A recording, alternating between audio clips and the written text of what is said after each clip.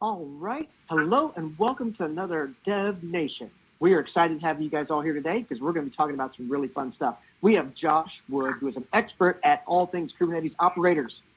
So we're going to be talking about operators, we're going to talk about Kubernetes, and this is a nice topic because you're going to hear more about the automation and some of the magic that operators can perform on your Kubernetes clusters, whether it be Kubernetes in general or OpenShift clusters as well. We here at Red Hat are experts in Kubernetes, and we love talking about this topic. Now, one thing I want to make sure you guys are aware of before we get started is use the live chat. Make sure you pick live chat in the drop-down list box, not just top chat, but live chat. And that way we can see everyone talking back and forth. Throw your questions in there in real time when you have them. Also, I already added the link to the YouTube channel because one of the key questions is, well, how do I see a recording after the fact? Make sure you look at our YouTube channel and subscribe there for more information, and that way you're alerted to the recordings and everything as they become available. So make sure to check out the YouTube channel and subscribe there. All right, at this point, I don't want to waste any more time talking. I want to turn it over to Josh and dive right into the topic. So Josh, let's go. Hey, thanks, Bert.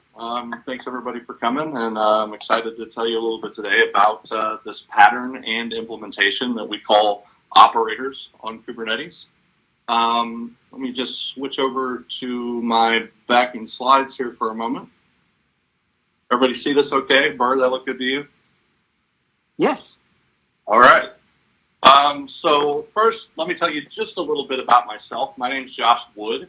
I'm a developer advocate specializing in OpenShift and Kubernetes. And as Bert mentioned, due to my background at CoreOS before that company's acquisition by Red Hat, have been a longtime proponent of, talker about, explainer of, documenter of, and even occasional contributor to the ideas involved in this pattern that we call operators on Kubernetes. Now, operators are a way of packaging, distributing, and managing the lifecycle of applications on Kubernetes.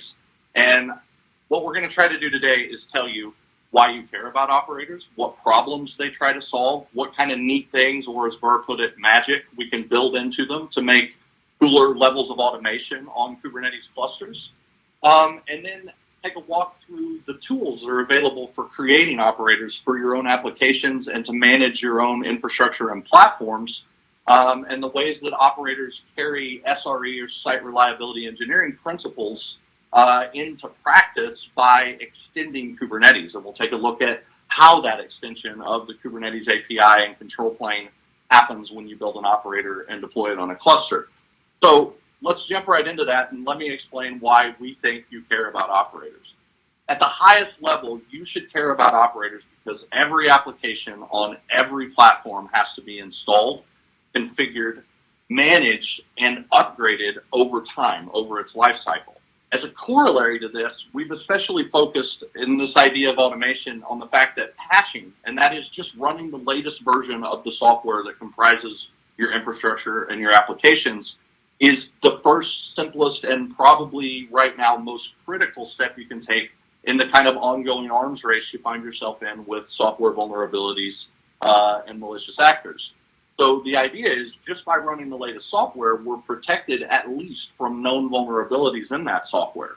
If we can automate those upgrades and get those patches applied in the field faster and faster, that increases and improves our security footprint and provides reasonable protection, at least against those vulnerabilities that we already know about. So operators address this by managing the life cycle of complex stateful applications on Kubernetes. Now, we're all running Kubernetes and excited about Kubernetes because running applications on Kubernetes is easy. Scaling them up and down is easy, especially for stateless applications, it's easy. In fact, it's so easy for stateless applications that we can just declare what we want. Tell Kubernetes what we want and have it manage those apps so that we get that. Let's say we've got a simple stateless web server and we want to scale it from one replica running on our cluster of some number of machines to 3. There's a command in the Kubernetes API, and here we see that command. It's equivalent in the OC tool for OpenShift to just scale that resource on the cluster. Hey, I have one replica, I want 3. When you do this, there's a piece of software called a controller in Kubernetes that does a reconcile loop. It takes a look at what's really running on the cluster, and it compares it to what you just told it you'd like to have running on the cluster. For a simple stateless web server like the one in our example here, that's a really easy thing for Kubernetes to do. We had one pod, it adds 2 more, now we have 3. the declared state of what we want in the world matches the real world state of what's running on the cluster, and everybody's happy. But running applications over time, and especially managing applications that have complex state, special concerns of network connection, or even their own notions of clustering, is certainly harder than just deploying that stateless web server or even that database container and giving it a quick ephemeral run in development or when you're testing something. Keeping those apps running over time requires that you manage them, that you manage their relationships to other members of what it may think of as a cluster, and especially, as we were just talking about, that you keep them upgraded and up to date over time. Operators are a way of addressing these application-specific concerns that Kubernetes, as a generalized platform for container orchestration, shouldn't really know all the details of our specialized database. But being able to manage these kind of stateful applications in an automated way and in Kubernetes terms by leveraging what Kubernetes offers in the general case is a very powerful model, and that's really what the operator pattern is. So how is managing these kinds of applications hard in a little bit more specific terms? Let's say we've got an awesome database. Well, that awesome database usually comes along with an awesome DBA, a database administrator, who's a human who knows all about how you run that database, install it, keep it running, scale it up when you need more resources, how you apply upgrades to it over time while keeping the overall service available, how you back it up, test and verify those backups. All of this kind of human knowledge is what operators are designed to capture for a specific application and then automate those processes on Kubernetes and on OpenShift clusters. As a general rule, anything that isn't automated is slowing you down, and operators are a way to extend the automation that Kubernetes brings to stateless apps to complex stateful apps with complicated life cycles that usually require human intervention to manage them. So the idea here is, if only we had a way to teach Kubernetes, if only it knew about how to rebuild our Postgres cluster when a member fails, or how to add a new member to an etcd cluster that's the core of our cool distributed application that we're building. Operators are a way to teach Kubernetes about these application-specific facilities. In other words, operators are a way to capture human knowledge, like our brilliant Oracle DBA, in the form of software that can then perform those repetitive tasks, and in doing so, eliminate human toil and let ops and dev teams focus on application specifics and their real areas of expertise and being creative by using the platform to eliminate repetition. So an operator captures all of our DBA's knowledge about how to run our specific idealized database. He knows what to do when a node fails, and he knows how to apply upgrades and keep it upgraded over time. An operator takes that, packages it in a container, and lets us ship it to multiple Kubernetes clusters across our organization in a repeatable, reliable way that scales up the expertise of that single DBA, and in fact, lets application developers grab that knowledge and add it as a foundation layer in their applications without having to deal with all the intricacies of managing, say, a clustered database or a clustered persistent file store. So operators are automated software managers that manage the entire lifecycle of Kubernetes applications. Operators provide value by embedding the best practices that you, your application's developer or its expert administrator, know how to do for the particulars of that app. They minimize the risk that's associated with upgrading software by making that another automated process that flags humans when something's wrong instead of requiring work from humans on a regular, repeatable cycle. Operators can provide their own APIs atop the Kubernetes API to provide cloud-like as-a-service experiences for developers to self-provision foundation software like databases and file stores to build their applications atop. And operators, if you're an app vendor, improve how fast your customers can see value because they make it a lot easier to deploy and to manage production-grade instances of your app on your customers' Kubernetes and OpenShift clusters. So, hopefully convince you that operators are cool and, as Burr said, a little bit magical at a high level, and sort of the key concepts that they're after and the problems they're trying to solve. After I have a sip of water here, we're going to look at how they extend Kubernetes and what the components that characterize an operator are. So we glanced by this in the introduction in just the fastest way.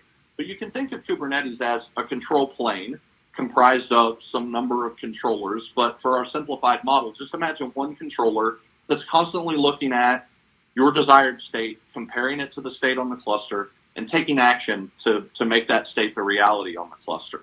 Adding replicas like we looked at in our example, adding new deployments, all of these things you declare, a controller sees your new desired state and changes the cluster to make the two match. An operator builds on these same two concepts, and it does it by providing a custom controller that knows how to watch for application-specific events and that knows about your application-specific internal state and can, in fact, take action to reconcile it through code you provide in a set of handlers. The information that characterizes that application-specific knowledge that the operator contains is defined by an extension to the Kubernetes API that we call a custom resource. Custom resources are defined by something called a custom resource definition, handily enough. And what a CRD, or custom resource definition, is the designed intended extension point in the Kubernetes API. In other words, operators build on facilities Kubernetes has designed along its development cycle to allow this kind of extension to the platform. And by doing so, they can leverage a lot of the existing platform features and abstractions so that, again, when you're building an operator, you can concentrate on the things that you're an expert in and that characterize the specific needs of the application or operand that operator is being built to manage. So operators are application-specific combinations of a custom Kubernetes controller that watches and takes action to reconcile a set of resources described by a custom resource. Here, we're looking at kind of the idealized state of custom resources, which is I want to be able to declare simple things like how many members are in my database cluster, read replicas we see in the custom resource example, and what version of my database software is running on that cluster. And I want that to be meaningful to an entity, our custom controller running on Kubernetes. The combination of those two things is the operator pattern and how operators extend Kubernetes to add application-specific lifecycle management features. So, having taken a look at how we extend Kubernetes, I want to take an overview and a walkthrough of the tools and facilities we've built at Red Hat in the Operator Framework that are about helping developers build operators for their applications and about distributing operators onto Kubernetes and OpenShift clusters in an open, enterprise-grade way with management facilities for the operators themselves as well as the applications the operators manage. Now, rather than taking kind of a mechanical tour of these are what the commands for the Operator SDK tool or Operator Courier look like, what I really think would be more helpful is giving a sense of what the workflow looks like with the tools in the Operator Framework, an understanding of what those tools are, and kind of a look at how they go together to make building operators and designing operators easier. Once we have that kind of platform underneath us, I'll offer some advice about what operators should do beyond that basic case of installing, managing the operational state and the upgrades of some application, and look at more advanced features for the operators that you can build with the Operator Framework and SDK. So, the Operator Framework from Red Hat is, like almost everything we do, open source, and it's definitely provides a lot of functionality, and we use it to build features and facilities for OpenShift. But everything we'll talk about in this talk and throughout most of our operator documentation and examples is applicable to what we would call maybe vanilla, but in other words, upstream Kubernetes clusters. None of this is OpenShift specific or limited in any way. Even the operator distribution and management facilities in OLM that we'll look at in a little bit are available for any general Kubernetes cluster better than version about 1.14. So the Operator Framework is a set of tools and abstractions to make building and distributing operators easier and to make running operators on clusters in production smoother and simpler. For folks who want to build operators for their applications, top one is going to be the Operator SDK. The SDK lets you focus on what you know about, which is your app, rather than on generating lots and lots of boilerplate code that's required just for talking to the Kubernetes API or the basic groundwork of a custom controller for Kubernetes.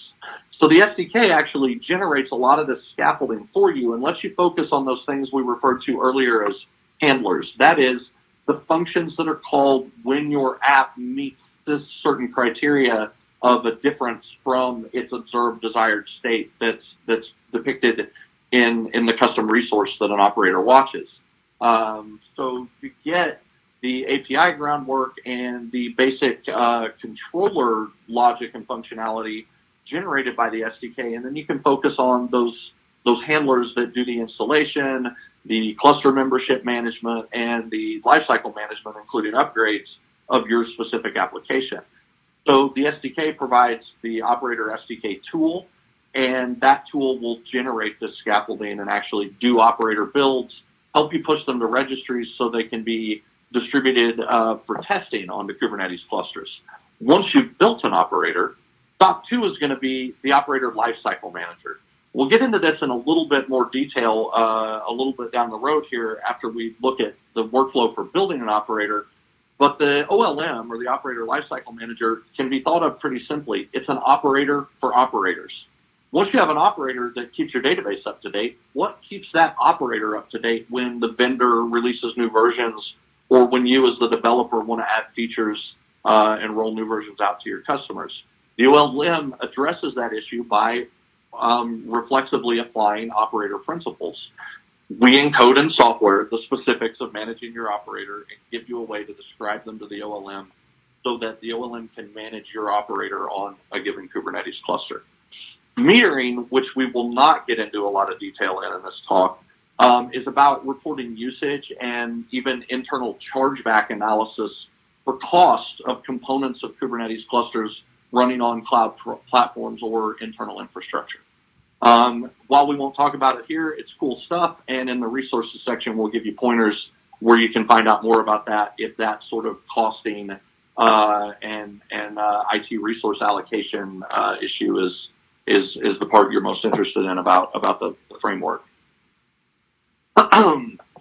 So we know we have some tools for building operators, and we kind of know the high level of how they extend the platform itself. Let's take a look at what operators can do by seeing what categories of operators really exist in the wild. Over here at the left, there's operators that provide the management we've used in most of our examples up to this point, which is how do I run the service and keep it running in a production level over time? How do I apply upgrades to it? How do I scale it up and down and treat it like any other Kubernetes resource? Those are services operators. Platform operators, which we build a lot of at Red Hat, actually address adding features to a Kubernetes cluster-based platform like OpenShift. And it's how we build a lot of the features in OpenShift atop a Kubernetes core that, as we always talk about, is not a fork. OpenShift is a distribution. And when we extend Kubernetes with new features, operators are the mechanism, our preferred mechanism for adding those extensions so that they fit into the API in the designed way. Resource operators can manage special things like out-of-kernel tree drivers for certain hardware. We see this in heavy compute clusters where an operator actually makes sure that any new node joining the cluster has a particular what might be closed source GPU module. And then at the upper end of maturity and operators from vendors for complex products, we see operators that combine one or all of these sort of categories. So this is a general high-level idea of the kinds of things you can build and then iterate to over time when you build operators. Now, the SDK has primary support for building operators in the Go programming language. And And the SDK API scaffolding generation tools are focused in providing Go scaffold code and Go code for the bones of your custom controller. But there are other ways to develop operators. And I want to touch on first, in an open source way, there's a number of other operator SDKs. There's a Java SDK. There's one called COP for building operators in Python. So for other languages, there's still support for this technology and this pattern. But within the Red Hat operator framework, there's this Go focus because that's the language of the platform and the native language of extending the platform. But we also want to make sure we enable developers who have Helm chart approaches to installing Kubernetes applications and infrastructure and ops teams that might have an investment in Ansible playbooks. So the SDK actually provides what we think of as kind of bridges to taking a Helm chart or an Ansible playbook and actually turning it into an operator code without requiring you to write any Go code around that. And so this is actually a great bridge step for a lot of folks who might have an investment in these other two approaches to provisioning in Ansible's case, or in Helm's case, the install, but not so much the lifecycle management aspect of distributing apps on Kubernetes. So we see operators going through sort of maturity levels, which can take you from the basics. What any operator should do is make sure that it installs its application and the resources its app needs on the cluster in a coherent and repeatable way. That alone provides a major feature for consuming software on any platform. Like we think back to that very first slide. Every operating system has a mechanism for packaging and installing apps. Operators like Helm before them, and Helm currently does, address this phase one concern. What distinguishes operators is when we get beyond phase one and we can get into automating the upgrades of our app, measuring its performance and taking actions proactively to improve that performance, and even towards a phase 5 that looks a lot like autopilot, completely running some piece of foundation software and really only flagging human operators in edge cases and unexpected conditions, greatly reducing repetitive toil for ops teams and for devs who have to manage this stuff. So, a little bit about the workflow before we give some details about OLM, and then I'll wrap up and try to take some questions from you folks. So, the Operator SDK workflow looks a little bit like creating an operator is a combination of the scaffolding that we talked about generated by the SDK, combined with some level of custom logic that you're providing in those handler functions that maps to some point on this maturity or capability level diagram we just looked at. At phase 1, these actions and functions are going to concentrate on installing your app, just getting it running on the cluster. When it's time to publish that operator so that your customers can consume your app more easily, that's where the OLM comes in. Combining an operator with a little bit of metadata that tells the OLM where it comes from and how to manage it over time is how you can make distribution on the Kubernetes clusters easier, and how administrators on a given cluster can select from an app store-like experience because of the operator lifecycle manager. So let's take a look at, real fast, the OLM, or the operator for operators. What we need is some way to describe operators to the OLM so that we know what resources, what roles and permissions it needs on the cluster, what it expects to deploy, and what channel upgrades for that operator will be provided on. And the operator bundle is a way of describing all of those things, metadata to combine with your operator before distributing your operator in the OLM system that we'll take a look at. Once you do, OLM can manage upgrades to your operator and repairs of your operator's internal state in the same way that your operator manages its application.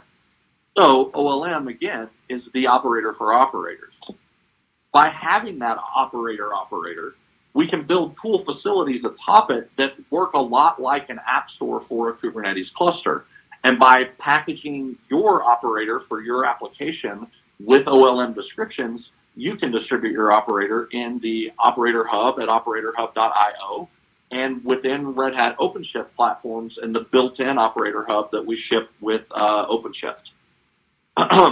So we have channels for the community, for partners and other ISVs to get a presence in the Operator Hub, and through there, by virtue of that, a presence in the OpenShift console, while there's also a community distribution channel, operatorhub.io, where you can consume operators on any Kubernetes cluster you're running that meets the version and basic requirements. Operators have seen wide adoption across the industry for just the kind of complex stateful applications that I've tried to use as a notional example. We see operators for MySQL clusters, PostgreSQL clusters, Redis and Couchbase databases. Internally at Red Hat, we built operators for the etcd key value store, for Prometheus metrics and monitoring system, and a lot of others that you see here. And if you check out operatorhub.io, you'll see that this is actually a really small sample of the what I think is about 125 or 150 operators that are available right there today.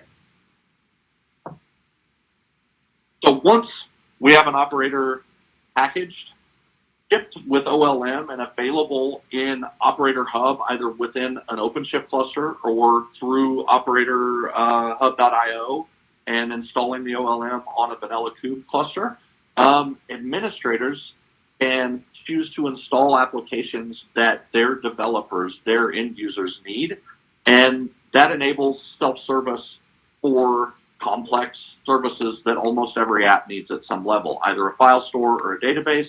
Operators let developers actually create instances of these database services or persistent file services on the cluster once the administrator has provided the operator on the cluster, and then the operator can take care of running it, keeping it upgraded, destroying it and its resources when a development or a testing phase is ended, and all of the things that devs need to do with foundation software on which their innovative modern apps depend.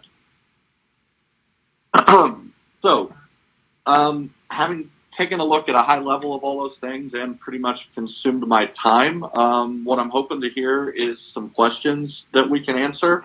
And I'm going to flip ahead a little bit to our resources slide to give you guys pointers where you can go to, first of all, get started building operators at the Operator Framework Getting Started link.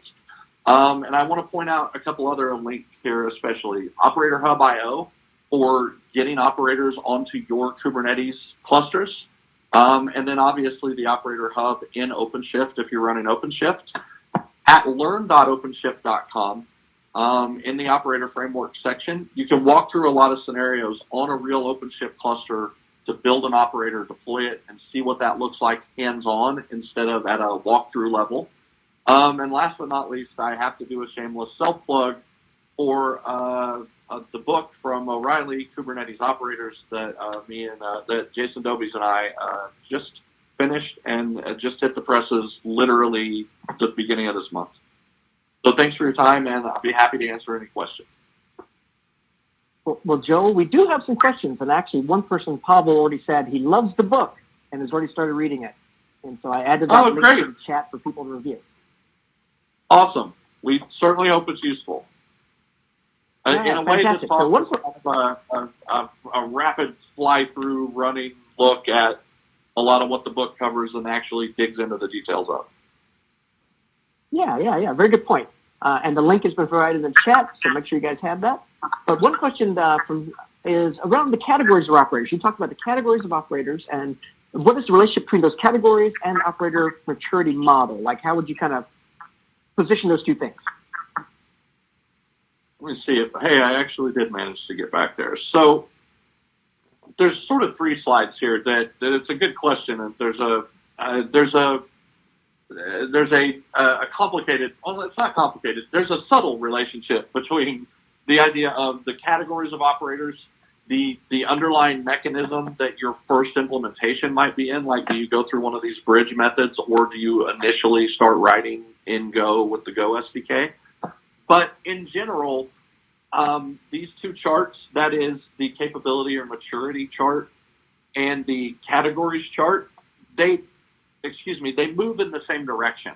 That is to say, operators that are oriented towards managing that service are going to cover somewhere in the first three phases generally that you see on the capability chart.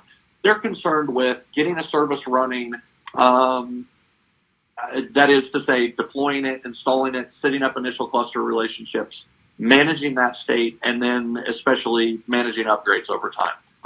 Generally, as operators then that are addressing platform or hyper-specific resource concerns, like the example I used of out-of-tree kernel module for a GPU or something. They're also going to need an increasingly sophisticated picture of their application's internal state, and that's necessarily going to move them towards the right side of the maturity or capability chart as well. So, I don't think there's a one-to-one relationship, because certainly the most sophisticated services operators will, over time, iterate towards phase 5 as well. But as soon as you're addressing an operator that's going to manage platform elements that then other operators and applications will rely on, it's necessarily going to need at least phase 3 and probably into that kind of deep insight idea before it can make decisions, because the implications of those decisions can be so important. Okay. And we also had a nice discussion in the chat, and then still being fleshed out on related to Helm, Helm 2, Helm 3. How would you kind of compare and contrast where Helm is versus, Helm 2 is versus where Helm 3 is, and how do you feel about Helm 3? Okay, so I'm gonna first of all, I'm gonna take the coward's route and admit openly that this is a question for which it would be really great if my co-author were here, because he is by far more informed about Helm than I am. My focus has been on building these things with Go, and that's kind of my native environment where I do a lot of programming. So Helm 3 approaches some of the same concerns, I think, and again, we're kind of looking at the right slide here.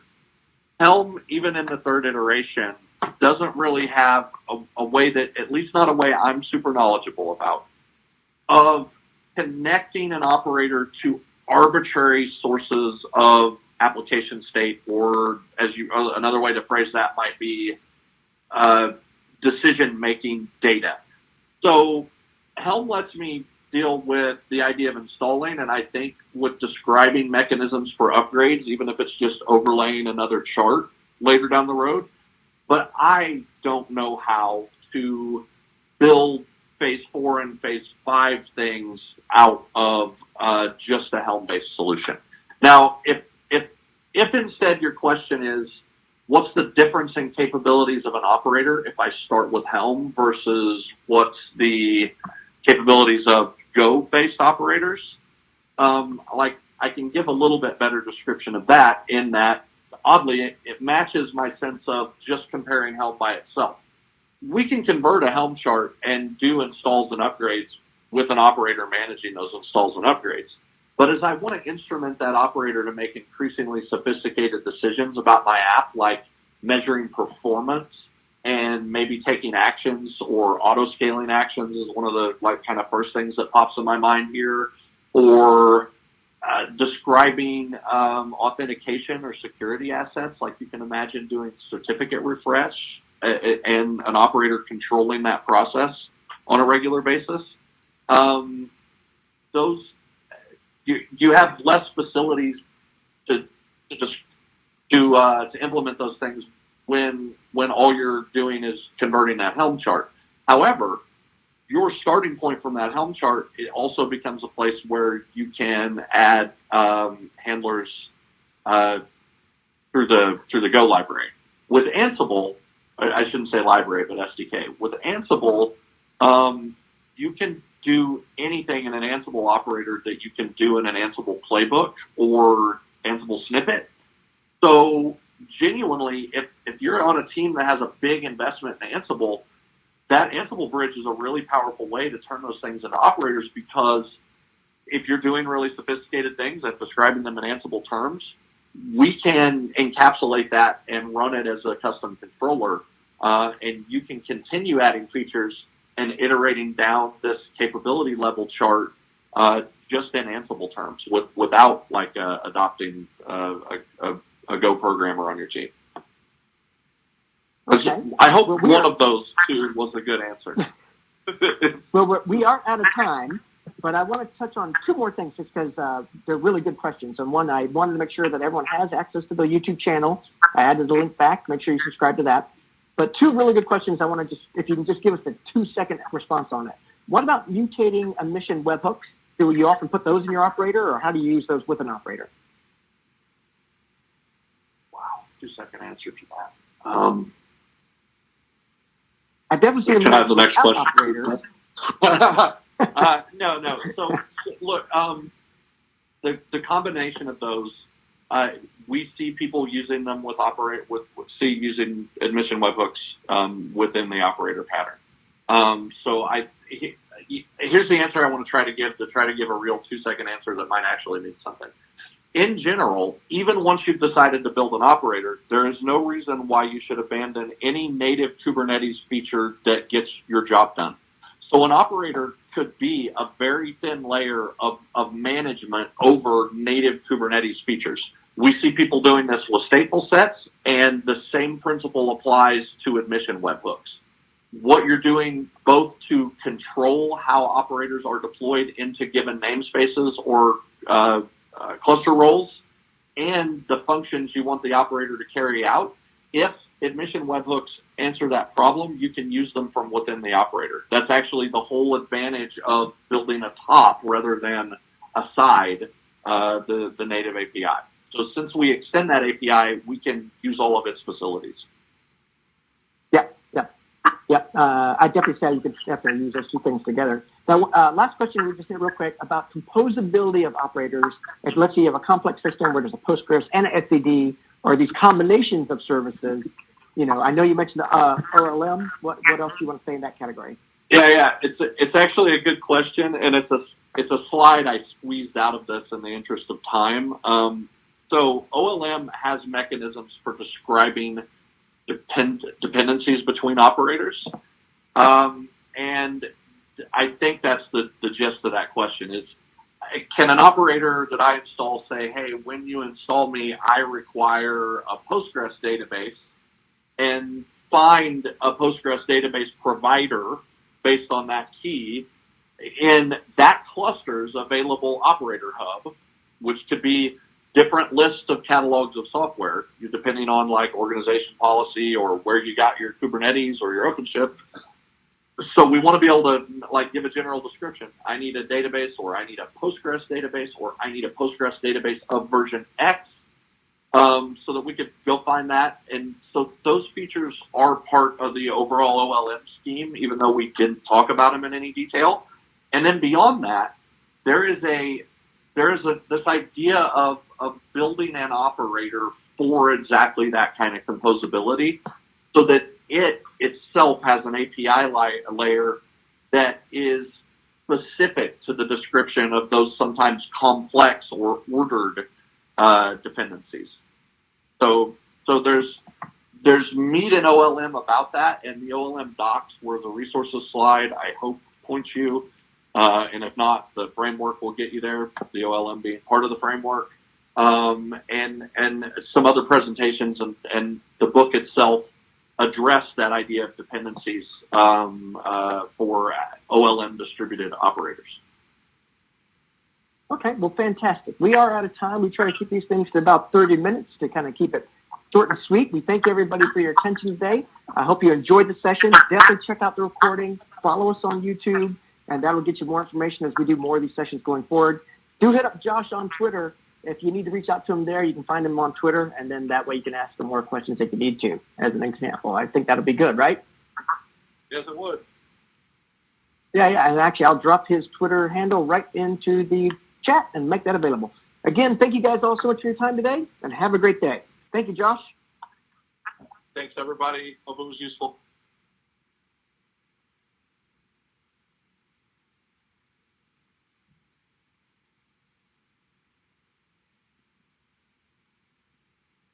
Recording has stopped.